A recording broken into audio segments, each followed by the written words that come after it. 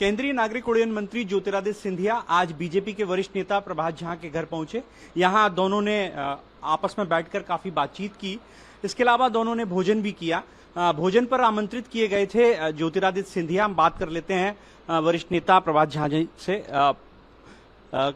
काफी देर तक बातचीत होती रही, भोजन एक दूसरे के साथ बैठकर किया। आपने आमंत्रित किया था, क्या कुछ बातचीत हुई है?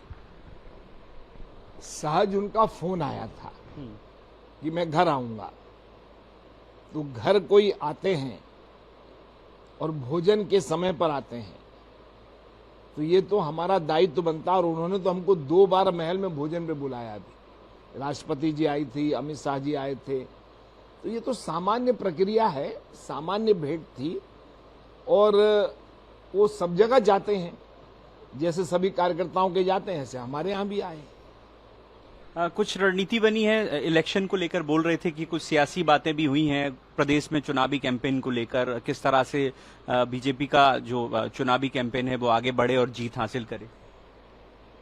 उन्होंने जो कहा है वो सही ही कहा है।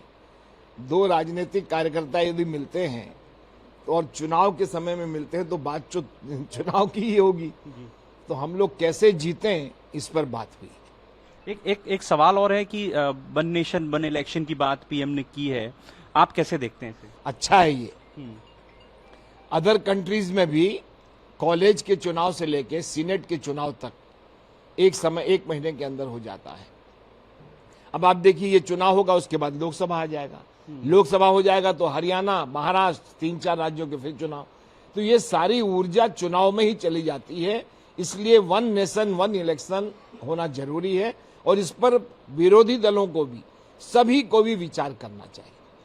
ठीक है, तो देखिए, बीजेपी के वरिष्ठ नेता प्रभात झा, जिनका कहना है कि टिकट को लेकर उनका या उनके परिवार का कोई ऐसा मांग नहीं है। दूसरी तरफ उन्होंने वन नेशन वन इलेक्शन की भी तारीफ की है। उन्होंने कहा पीएम जो मांग कर रहे हैं, जो बातें कह रहे हैं, वो जायज हैं। इस पर सभी राजनीतिक दलों को बड़ा दिल दिखाना चाहिए। कैमरामैन विजय के साथ प्रहलाद सेन, BSTV, ग्वालियर।